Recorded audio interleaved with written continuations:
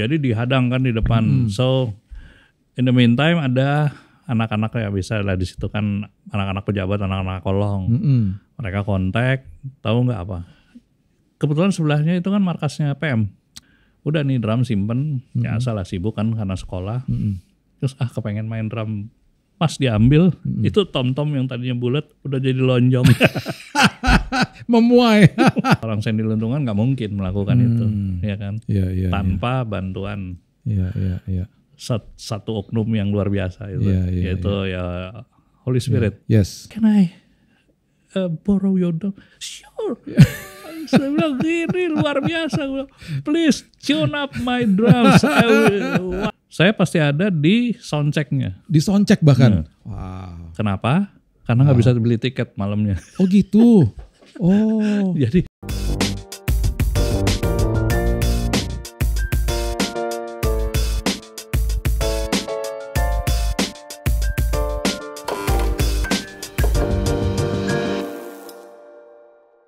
Selamat datang di Billy's Coffee Table bersama saya Billy Lantang. Hari ini kita kedatangan tamu yang seperti biasanya selalu istimewa.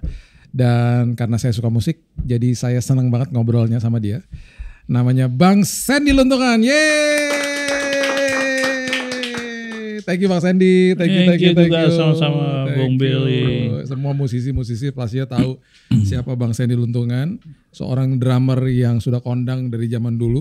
Mulai karir musiknya tahun berapa Bang?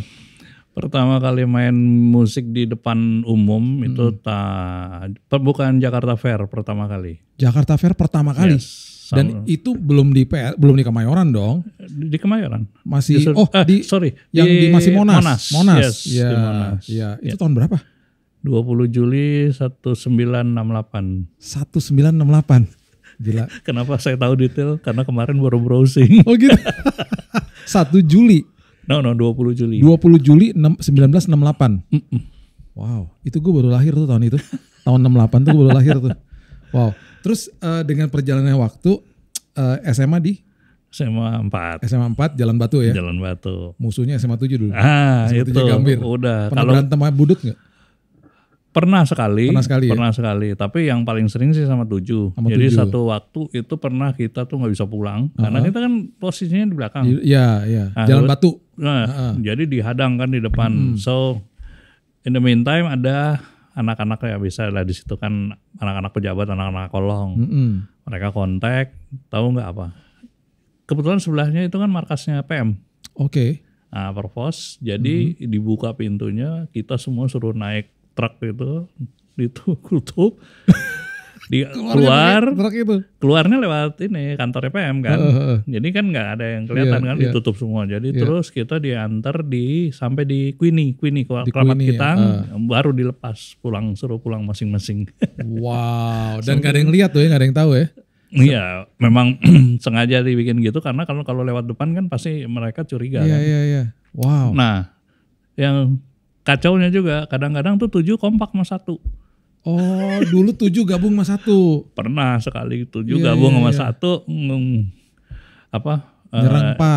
4. Oh, karena zaman gua kan di SMA 1 ya, SMA 1 Budut. Hai alumni.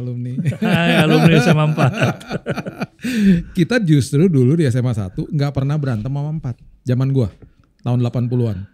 Karena bagi kita 4 itu baik, alim-alim untuk saat itu. Jadi kita bahkan banyak klub mobil bareng-barengan sama 4. Sama 7 kita benci banget dulu. Emang. Ya, pokoknya berantem loh sama 7. Nah, karena Budut itu kan banyak STM, kita rajanya di Budut, kita nyuruh STM menyerang. Iya. Kita nggak mau. Jadi tameng ya. Jadi tameng. Betul banget. Seru ya zaman SMA ya. Seru banget. Lulus tahun berapa Bang? Nah, saya tuh punya 2 angkatan. Oh ya? Di SMA spesial. Saya angkatan 84 dan angkatan 83. Oh, angkatan 83 dan angkatan 84. Jadi kalau reuni bisa 2 angkatan. Kok bisa gitu? Karena nggak naik kelas apa gimana? Bukan nggak naik kelas. Guru-guru tuh masih sayang sama saya. Dia bilang, Sandy kamu jangan lulus dulu ya, tunggu ya. Bapak ibu masih kangen sama kamu. Udah di sini aja dulu. Jadi kagak lulus. Jadi akhirnya resminya tahun 84 lulusnya. Wow. Kita berarti beda, kalau aslinya berarti beda 3 tahun tuh SMA. Karena gue lulus tahun 86. Oke. Gue 86 baru Iya, selesai SMA tuh. aslinya 2-3 tahun. Iya. Resminya 2 Di tahun. SMA 4 main dong, udah main drum. Udah banget. Nah, Karena memang dari SMP udah main dari SD malah. Dari SD. Iya. Ini otodidak atau belajar sekolah formal atau gimana? Awalnya otodidak. Jadi di rumah itu nggak sengaja. Zaman dulu kan ada mesin tik tuh yang pakai tangkai gitu. Iya. Tempo dulu banget. Iya. Nggak tahu terbersit ide karena mungkin nonton ya. Kayaknya drum asik banget gitu energisik. Udah tutup pancinya nyokap, taruh. terus ada ember, ya kayak di YouTube yang apa dulu ya kayak begitulah. Akhirnya waktu ulang tahun yang mau ke-4 itu bokap ini kasih hadiah ulang tahun.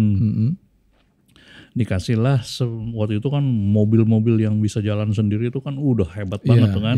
Matchbox. Bukan kayak remote mobil, tapi bukan remote, tapi yang ada yang udah bisa jalan sendiri. Iya.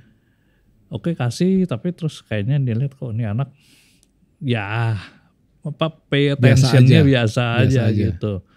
Nggak taunya dia pergi ke Pasar Baru, ada salah satu toko musik yang bikin drum lokal. Oke, dia order, dia bikin, kemudian dikasih setelah itu. Karena dia bilang ini hadiah dari teman papa yang mobil. Kalau ini hadiah dari papa. Begitu drum, wah semangat banget. Akhirnya drum itu juga yang berkiprah waktu tahun 68 itu yang kita main di pembukaan pertama Jakarta Fair. Kita main di salah satu stand di situ. Nah, yang lucunya itu drum antik. Jadi di dalamnya pakai lampu. Pakai lampu. Orang pikir itu lampu buat variasi supaya sesuatu yang berbeda gitu ya. Ternyata enggak, sebetulnya itu buat manasin kulitnya, snare-nya gitu. Yes. Tom-tomnya. Karena zaman dulu itu real drums memang pakai kulit kambing. Oh, gitu. Jadi kalau kita tuning-tuning gini kayunya itu udah enggak kuat. Jadi ditambah dengan lampu. Kan otomatis panas. Gitu. Kalau panas jadi dung dung dung dung dung. Oh gitu. Udah tinggi, matiin lampunya. Wah, main. Gitu. Begitu agak mulai kendor-kendor nyalain lagi. Gitu gue baru tahu nih. Ya. Tapi drummer zaman dulu paham dong soal ini ya pastinya. Paham. Iya. Ya mestinya sih Om Jimmy Manopo, almarhum Benny Mustafa, Pak Karim Suela itu mereka pasti pernah mengalami hal seperti itu. Karena terus terang memang drum waktu itu kan sedikit yang masuk ke Indonesia dan it's very expensive, mahal banget nggak masuk. Nah yang lucu setelah 1 bulan habis acara itu, udah nih drum simpen, ya salah sibuk kan karena sekolah, terus kepengen main drum, pas diambil itu tom-tom yang tadinya bulat udah jadi lonjong. Memuai. Namanya juga buatan lokal. Iya. Jadi kan nggak dibikin secara spesifik. Tapi kalau yang drum-drum sekarang nih yang buatan lokal kan udah bagus-bagus, ada mallnya, jadi udah kayunya juga udah pilihan. Zaman dulu kan enggak. Wow. Terus waktu mulai main, terus main di PRJ, udah tahu nggak tuh genre musik yang disukai apa waktu saat itu? Atau masih semuanya diikutin? Enggak. Jadi kasusnya itu sebetulnya emergency. Jadi grup band papaku kebetulan itu kan main musik-musik Hawaii. Yang Halo Hawaii yang ada penarinya gitu. Nah 2 hari sebelum event itu pemain drumnya sakit. Nah mereka kontak teman-temannya, ternyata memang waktu itu tuh momennya lagi banyak eventnya, jadi mereka kebetulan pada nggak bisa. Nah kebetulan ayahku kebetulan dia juga multi talented musician, dia bisa main drum. Tapi karena di Hawaiian music itu kan perlu ukulele tuh, kucrung. Jadi kalau nggak ada itu kurang Hawaii gitu. Nah, udah mereka kehabisan ide. Akhirnya mereka putusin ya udahlah kalau gitu udah nggak usah pakai drum, tapi nggak seru katanya. Ya papaku nggak berani nyodorin, padahal dia tahu. Dia cuma bilang aja, kalau mau coba nggak anak saya main. Wah teman-temannya langsung wah mana bisa, emang dia tahu lagu-lagunya, emang dia apa? Ya kata ayahku, ya coba aja. Kalau memang nggak mampu ya udah. Ya udah karena mereka no way out, nggak ada pilihan, oke.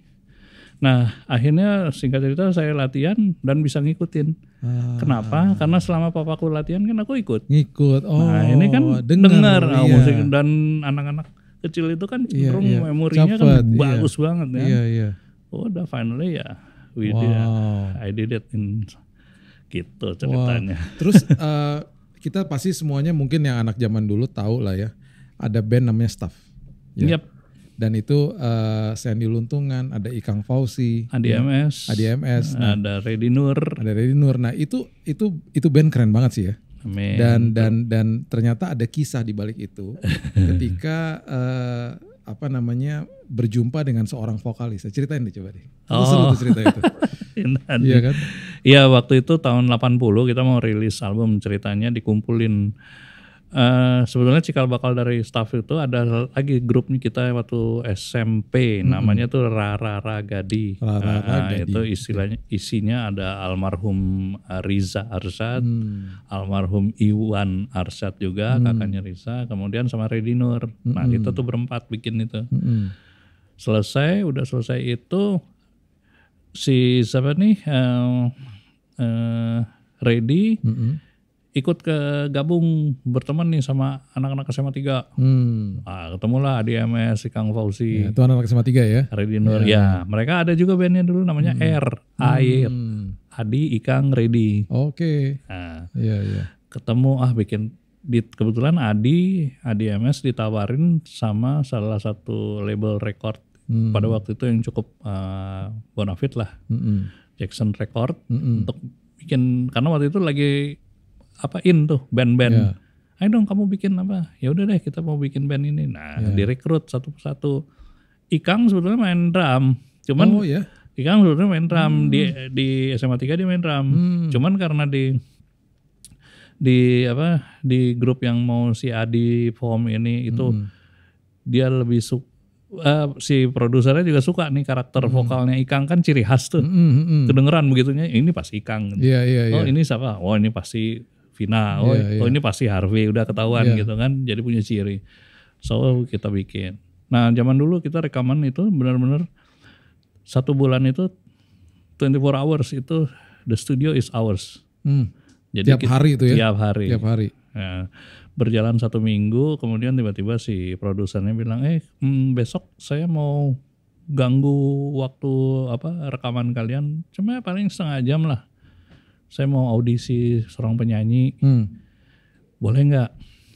Terus kita, oh iya udah nggak apa-apa orang, karena kita kan we own the whole day untuk studio, jadi cuman half an hour, jam, no problem. Oke, akhirnya besok datang, kita datang, nyanyilah, termasuk kita juga ikut-ikut mengaudisi lah. Wah oke, bagus sih, oke. Gimana? Bisa nggak diajak di album kalian? Gitu. Akhirnya ketemulah satu lagu yang ada 2 lagu kalau nggak salah. Diajak tapi dia sebagai backing vokal. Dia penyanyi ini diajak sebagai backing vokal. Sebagai backing vokal. Vokalnya si Ikang. Backing vokalnya ya kita semua ini semuanya ya, kan satu grup. Oke, beredarlah album itu. Setelah itu si produser ini memproduksi si penyanyi tadi karena dia tertarik banget dengan karakternya, karena spesial, bukan diimport. Kebetulan memang ditawarin dan pas momennya dia tuh lagi mau pulang ke Indonesia. Oke. Aslinya dia agak kecil besar di Jerman. Oke. Dan muncullah satu album waktu itu kalau nggak salah sih Cita Biru albumnya. Nah siapa penyanyinya? Siapa? Ayo, deneneng. Albumnya Cita Biru. Ayo, siapa yang berhasil memberikan jawaban yang benar? Diundang ke sini. Ya, pas. Dikasih buah. Gitu. Siapa ayo? Siapa? Ada yang tahu? Ada yang tahu teman-teman? Cita Biru. Ini masih pada muda-muda di sini pada gagal ngerti. Iya benar. Oh, kalau kata demi kata. Tahu dong. Siapa? Album berikutnya. Ayo. September Ceria. Siapa? Iya betul. Final Pandul Winaltal. Nah, itu dia. Vina Panduwinata. Wah, ternyata orangnya itu ya. Ternyata orangnya diundang itu. ke studio, audisi setengah jam, jadi backing vokal. Jadi Ternyata backing vokal. adalah Vina Panduwinata itu sendiri.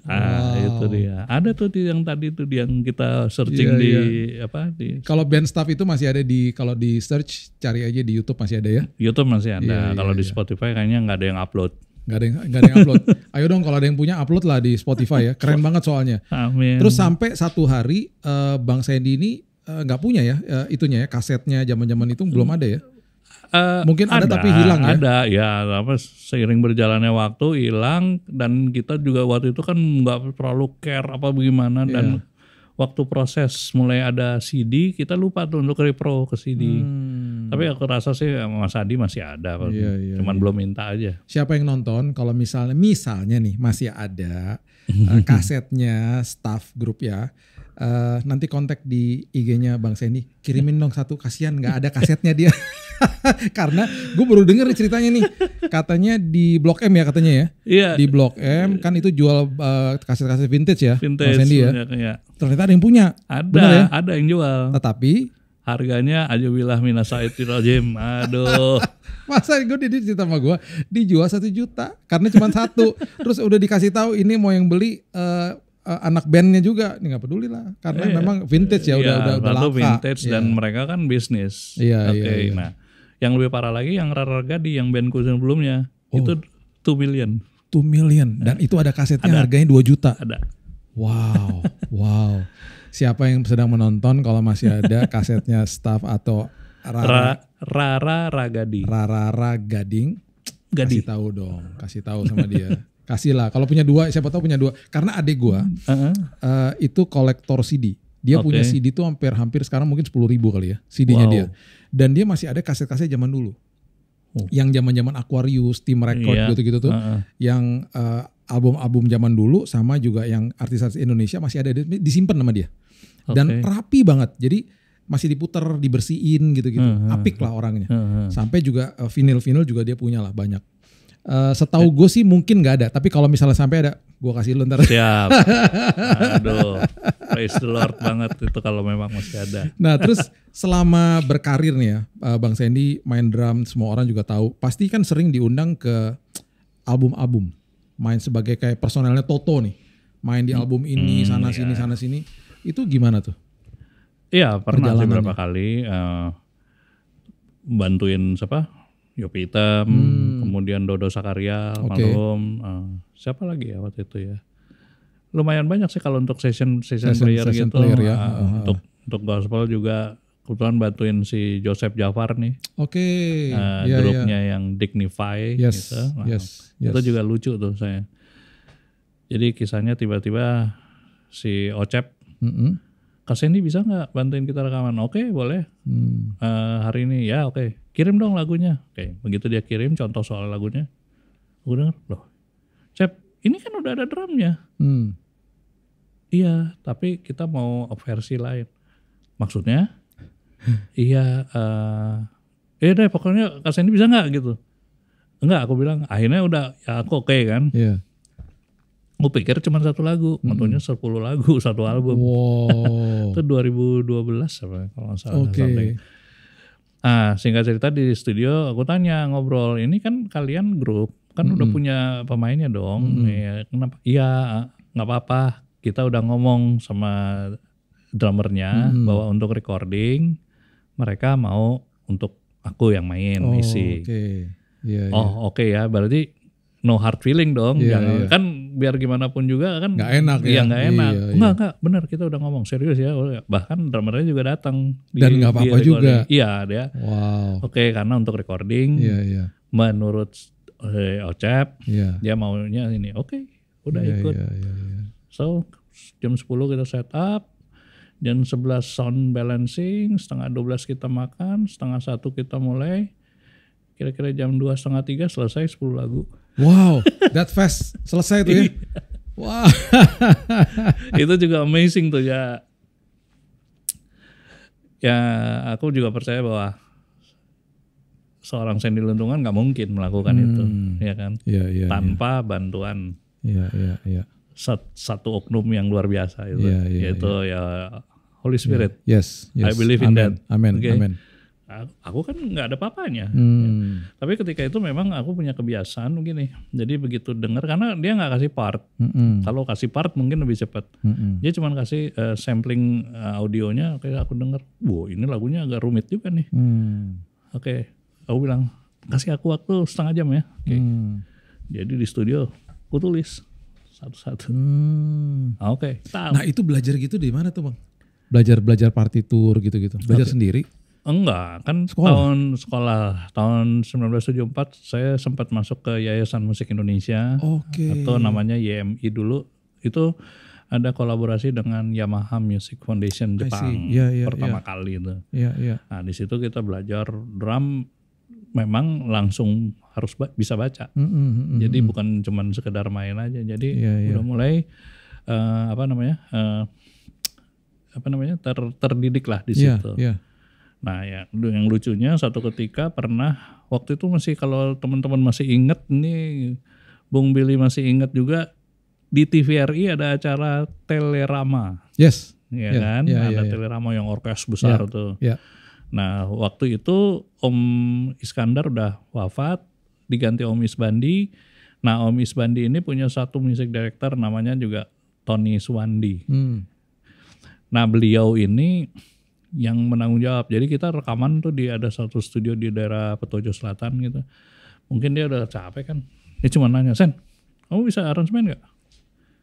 Iya bisa sih, tapi belum pernah. Ya udah deh, ini 2 lagu kamu kerjain ya. Waduh, saya nggak ngerti orkestrasi. Nggak apa-apa, kamu tulis aja flat in C semua, nanti ada yang transkrip. Oke. Tulis pulang tuh, karena kan beda tuh dari violin, viola 1, terus cello, ada kontrabas, trompet, brass section lah. Waduh pusing. Cuman ada beberapa yang memang udah pernah tahu gitu, oh ini konversinya ke segini, ya itu aku tulis langsung.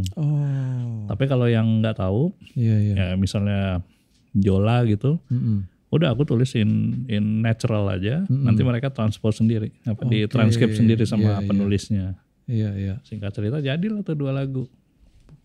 Udah tayang di TVRI, nggak lama. Waktu itu basisnya Erwin Gutawa tuh. Dari saat itu Erwin. Nggak lama, ini Om Tony mungkin pas ketemu sama Erwin cocok.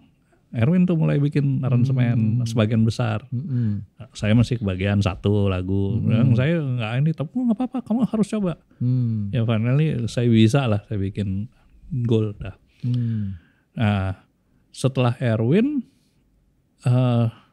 masuk Om Jimmy Manopo. Nah, akhirnya terakhir sampai dengan itu Telerama selesai tayang di itu kan Jimmy Manopo tuh yang sekalian mainnya, akhirnya dia kondak.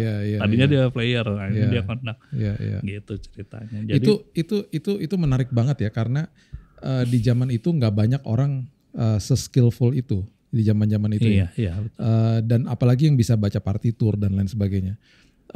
Kenapa gue nih apresiasi banget itu, karena dari sejak gue kelas 1 SMP sampai lulus SMA, jadi 6 tahun ya, 6 tahun lebih, itu gue disekolahin sama orang tua di YPM, Yayasan Musik yang pendidikan musik yang ada di Manggarai. Manggarai. Itu gue disuruh belajar gitar selama 6 tahun. Waktu masuk di kelas 1 itu ada 300 murid. Dan itu gue gak pernah lupa, ada kelas teorinya. Kelas teorinya gue paling benci deh kelas teorinya. Ya, gue gak suka banget deh. Suruh nyanyi lah segala macam bla bla bla. Nah, waktu gue lulus dan itu gue dipaksa sama bokap gue, dia nganterin gue abang ke hari Rabu tuh, gue gak pernah lupa tuh, sampai gue saking keselnya gue masih inget tuh hari Rabu. Jam 4 sore gue ngelesnya. Ada beberapa momen bahkan gue di dropin sama dia nunggu di depan, gue kabur lewat pintu belakang. Terus nanti pas jam-jam mau pulang gue nyamperin dia lagi. Tuh ada tuh momen-momen kayak gitu, karena gue gak suka banget dipaksa ya. Teori dan juga praktek. Kalau mainnya suka dong. Main gue suka, gue masih nggak apa-apa gitu. Setelah 6 tahun dari 300 itu yang lulus cuma 3. Karena drop out kan semuanya kan. Cuma 3. Jadi gue tuh apresiasi banget yang di awal tuh main gitar klasik ya, yang jempol gak boleh nongol, disentil sama gurunya gitu kan. Sampai itu ngadepin ujian demi ujian, 4 juri di depan gitu ya. Dan ngelihat baca partitur segala macam, not balok. Itu gue apresiasi banget, makanya kalau sekarang gue nggak jago, gue biasa aja mainnya. Gue nggak pernah latihan mendalami lagi, tapi gue akhirnya jadi ngerti musik jadinya kan. Jadi ketika lihat orang main, terus main sekarang juga ya seadanya sih. Cuman gue jadi apresiasi banget nih di zaman-zaman itu apalagi ya, untuk orang yang sampai baca partitur, belajar dan lain sebagainya, itu keren banget. Nah kalau boleh tahu nih, drummer waktu growing up lah, yang idola itu siapa? Oke, kebetulan memang ada nama ada satu nama luar, karena waktu itu di zaman aku itu yang kita nyari record itu susah. Ada satu toko di Jalan Sabang yang memang komplit, itu namanya Duta Suara. Ya. Karena kita sering bolak-balik situ. Akhirnya ownernya tuh sampai kenal sama saya, sama ayah saya. Sampai dia tanya, kenapa Pak, anaknya senang musik ya? Iya. Oh, ya udah gini aja. Kalau misalnya nanti, karena kita kalau ada album baru, kita tanya, mereka belum punya kasetnya. Punya vinilnya. Tapi kan mahal waktu itu. LP itu long play kan mahal. Sampai dia begini, udah gini Pak, Bapak beli kaset kosong. Kita rekamin. Udah itu aja. Teman bedanya nggak ada sampulnya. Tapi terakhir dia baik juga difotokopiin. Wow. Difotokopiin. Gue inget tuh momen itu tuh.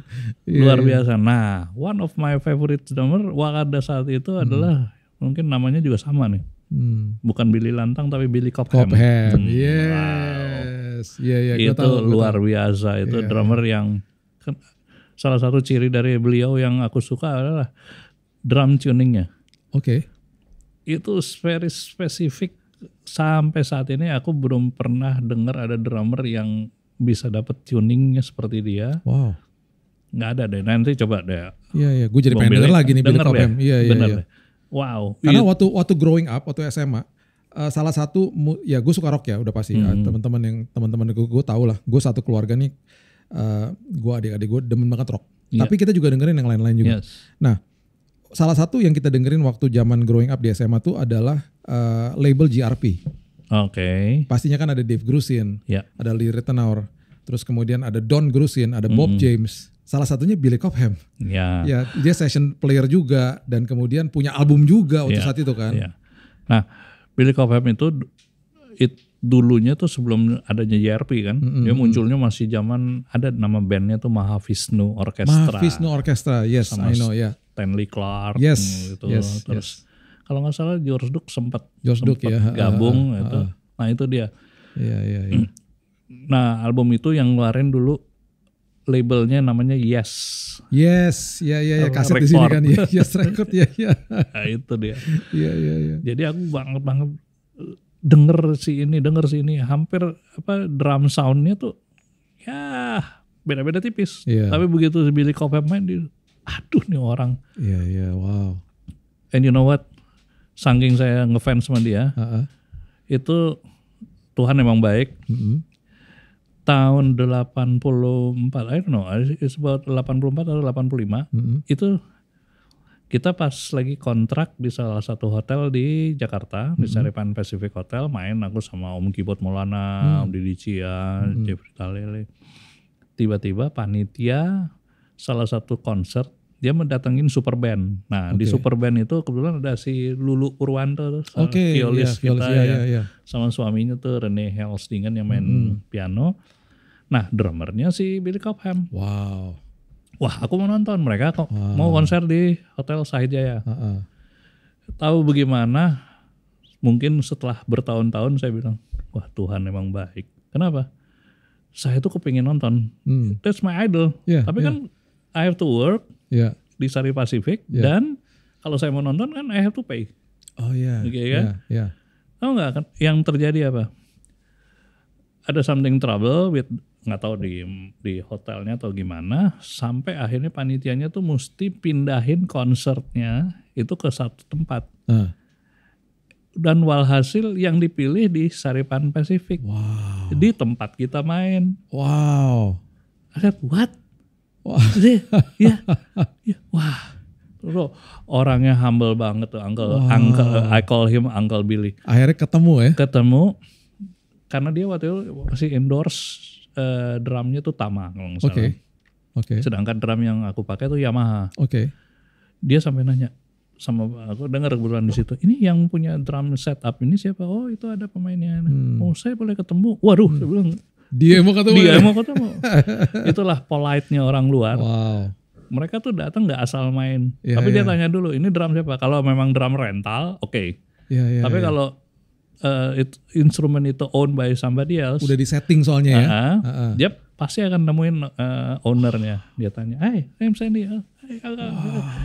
Is this your drum set?" "Yes." "Can I borrow your drum?" "Sure."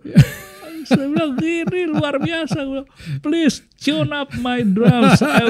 Wah, ini yang kita cuman dengar-dengar di di rekaman, ini kejadian langsung. Wow. Singkat cerita udah dia. Karena Bang Sandy suka sama tuning, cara dia tuning kan. Sekarang drumnya sendiri ditune up sama si Billy Cobham. Bukan cuma tuning ya, sama profilnya dia kan yang benar-benar yang pokoknya satu, kalau menurut saya ya. Dia salah satu drummer yang punya style yang totally different dari drummer-drummer yang ada. Kalau yang ada sekarang hampir mirip. Kayak di sini juga sekarang kan semua taunya gospel chop. Dia nggak mainin itu, tapi contohnya roll-rollnya itu yang luar biasa. Akhirnya saya sampai bilang, "Uncle Billy, can I sit over here?" Jadi ini stage-nya. Oh sure. Jadi selama show aku duduk di bawah liatin. Wow, my idol gimana coba. Keren. Itu yang pengalaman yang paling nggak bisa aku lupain. Nah,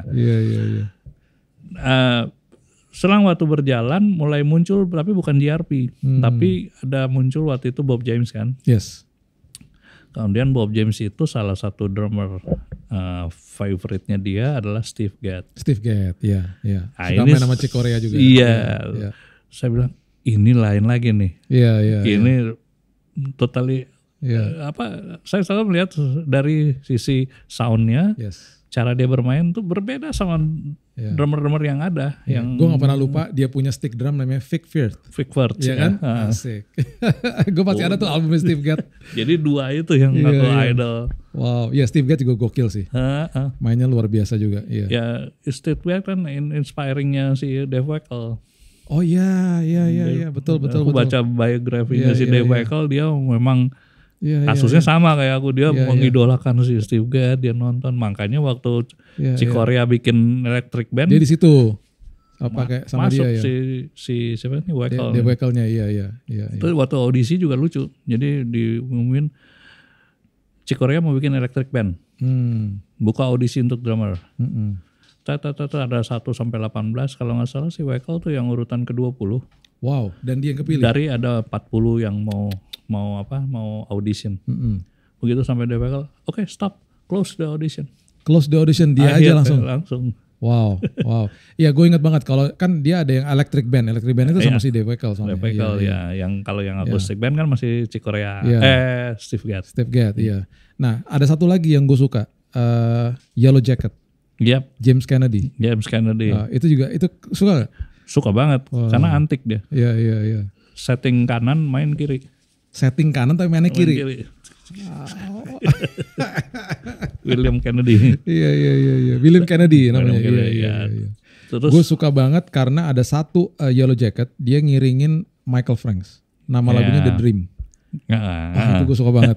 Kalau bisa dapet dengerin Michael Franks, denger lagu namanya The Dream. Itu keren banget lagunya. Luar biasa itu. Orang gak bakal nyangka sebuah band Yellow Jacket bisa ngiringin penyanyi pop jazz. Iya kan? Gue pikir kan Yellow Jacket musiknya kan waduh. Antik-antik. Belum siapa Jimmy Haslip. Iya. Gue bilang namanya Jimmy Haslip. Jimmy Haslip. Dia main slip. Waktu Cassiopeia datang nonton juga dong. 80-an tuh. Tahun 84. Yang pertama. Iya, yang pertama di Balai Sidang. Iya. Mas ini pasti ada tuh di situ ya. Saya pasti ada di soundchecknya. Di soundcheck bahkan. Wow. Kenapa? Karena nggak bisa beli tiket malamnya. Oh gitu. Oh. Jadi, aduh gimana ya? Mau nonton. Aku ngomong sama papaku, Pak, kan mereka ada soundcheck, yuk kita nonton. Yaudah, yuk. Berangkat. finally boleh masuk karena kenal semua kan, yang dari sound apa semua masuk. Iya. Dan ngeliatin itu mereka punya soundcheck itu belum pernah terjadi luar biasa, di mana-mana. Iya. Mereka tuh benar-benar detail and specific. Terus sempat aku lihat ke atas stage itu, wah cara kerja orang Jepang tuh luar biasa. Itu kabel yang bererekan tuh nggak ada. Wow, rapi banget ya? Rapi banget. Dan mereka juga soundchecknya lucu. Jadi mulai dari si Akira Jimbo dulu. Akira Jimbo ya. Dia main. Udah tiba-tiba dia main, abis dia solo itu sound bass ada. Keluarlah si Tetsuo Sakurai, dia pakai wireless kan. Udah main berdua nih. Iya. Nah gak lama lagi mereka main berdua, muncul si Minoru. Minoru ya, Mukaya ya. Iya. Main ikut. Wih, bilang ini soundcheck apa showtime gitu kan? Iya. Selesai, terus tiba-tiba mereka break.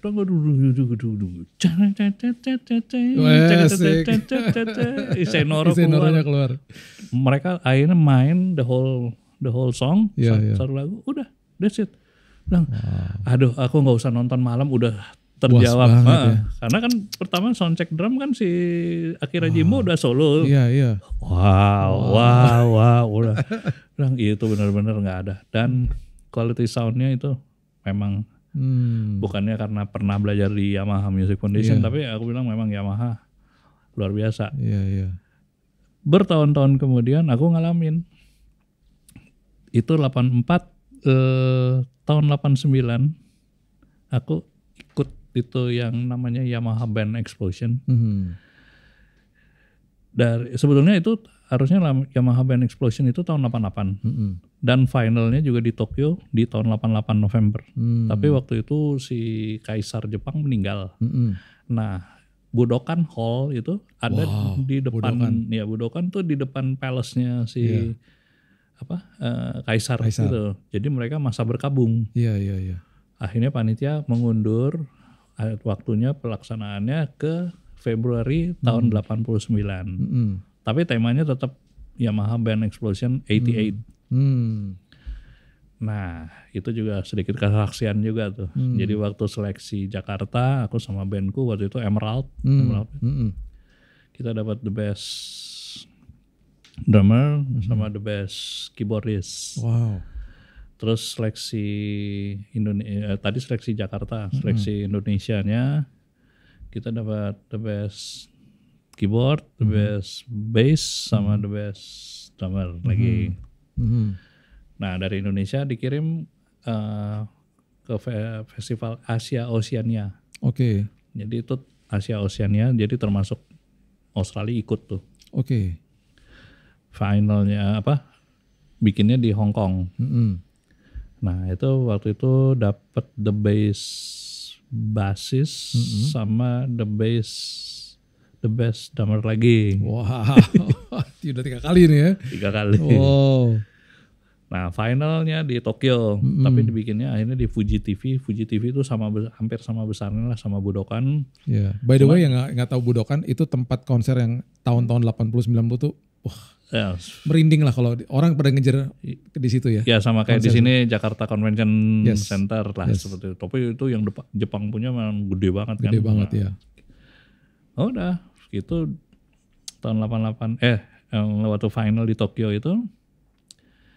Yang lucu gini, kita waktu bareng datang mau masuk hotel check-in tuh peserta-peserta kan namanya ada orang Jerman, ada orang Australia, ada Amerika juga ikut, dari Hong Kong juga menang. Terus kita nih zaman dulu kan kecil-kecil, aku nggak segede gini nih, masih apa namanya bilang kalau cungkring gitu, kecil banget gitu. Dia mikir ini nggak dilirik loh sama mereka. Wah, kita nggak jadi masalah kan, oke. Dapat jadwal soundcheck. Nah soundcheck kan semua datang di gedung itu. Kebetulan waktu narik narik nomor undian, kita dapat nomor 1. Oke. Wow, nomor 1. Begini kalau dalam festival itu kan kalau nomor 1 kan rasanya deg-degan karena kita kan yang mau tampil pertama kan. Tapi di sisi lain itu satu keuntungan sebetulnya. Habis itu lega, selesai Betul. udah. Karena kita nggak akan denger lagi peserta lain Yang kan. lain, ya. Jadi nggak rasa terintimidasi. Betul. Iya. Benar, kita soundcheck. Ini soundcheck kita, penyakitnya kita kalau soundcheck itu kan bukan seperti show. Sementara mereka itu soundcheck tuh udah termasuk GR. Oke. Nah, waktu GR itu udah dibilang bahwa nanti kalian main satu lagu full seperti kalian mau main nanti tampil. Kita belum tahu tuh kenapa. Tapi oke, kita main. Mainlah kita. Set. Oke. Dua kali kesempatan. Kesempatan kedua, udah lagu yang mau festival. Begitu mainin. Kita intro di stop. Enggak. Ini bukan lagu yang tadi. Lagu yang tadi. Loh, ini lagu yang mau festival yang kita mau main ini. Yeah. Nah tadi kan katanya soundcheck. Enggak.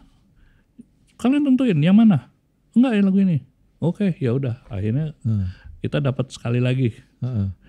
Jadi ternyata begini, mereka tuh minta kita main 2 kali. Itu adalah balancing, yang satu untuk sound, mereka sound adjusting. Yang kedua mereka pelajarin ini lighting. Wah, gila itu Jepang tuh. Oh gitu. Iya. Jadi begitu dia, dan mereka semua sound engineer dan lighting engineer itu punya part kita.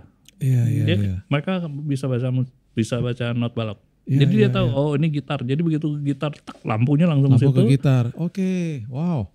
Itu luar biasa. Wah, detail banget ya. Very. Wow. Dan ya, kembali lagi, kan saya lihat Cassiopeia waktu 84 di JCC itu kan sempat ngintip, wih rapi banget ya ngesetnya. Itu aku ngalamin sendiri di sana. Wow. Rapih. Nggak ada kabel seliweran, itu nggak ada. Itu luar biasa banget. Dan ya ternyata itulah karir yang Tuhan bawa gitu sampai ke situ. Puji Tuhan aku dapat the best drummer lagi di situ. Tahun 88. Tahun berapa tuh? 88. Wah, itu tingkat Asia dong ya? Ya, enggak, udah dunia tuh ya. Kan? Dunia tuh ya. Nah, oh, yang Asia tadi yang di Hong Kong itu. Di Hong Kong. Iya. Jadi di seleksi Jakarta, best drummer. Wow. Seleksi. Jadi yang nggak pernah dapat the best tuh drummer terus. Kalau ini ganti-ganti keyboard, gitar, ini bass, drum. Pokoknya 4 kali level itu sampai ke atas itu semuanya best drummer tuh. Ya. Wow, luar biasa. Baru setelah itu, seperti dia bilang, udah kan, kamu udah mencapai apa yang kamu inginkan. Nah, sekarang kamu melayani saya. Yes. Dahsyat. Wow, ini keren banget sih. Bagi para musisi, khususnya para drummer yang nonton ini pastinya terinspirasi ya. Bang Sandy, anakku, di umurnya 17 tahun. Dia kira-kira dari 3 tahun lalu udah sekolah drum. Okay. Dan tahun lalu dia juara di Hong Kong. Jadi juaranya tuh dia tidak ke Hong Kong tapi mengirimkan videonya dan akhirnya dipilih dari beberapa orang itu setelah diseleksi di tingkat Asia itu dia juara 1. Gue lupa apa nama festivalnya apa. Dia suka rock. Dia sering kali bawa lagu-lagunya Foo Fighters. Dan dia pasti akan nonton ini nih, pasti akan nonton. Dan gue terinspirasi banget, thank you banget udah datang ke sini. Dan apalagi kalau kita dengar bahwa seperti Bang Sandy katakan, dia selalu bilang dari tadi adalah benang merahnya yang gue ambil adalah semua talenta yang diberikan itu dari Tuhan. Dan itu sebabnya dia main musik, main drum untuk Tuhan. Dan apa yang Tuhan berikan itu semuanya untuk kemuliaan Tuhan. So Bang Sandy, pesan-pesan dong buat yang masih muda-muda, yang lagi, apalagi musisi-musisi gitu ya, yang lagi mulai berkarir dan lain sebagainya. Silakan Bang Sandy. Oke, thank you. Jadi untuk kaula muda khususnya yang sekarang, generasi sekarang ini banyak yang luar biasa. Saya mengikuti baik di podcast atau maupun di media sosial lainnya dan yang kebetulan nonton langsung luar biasa.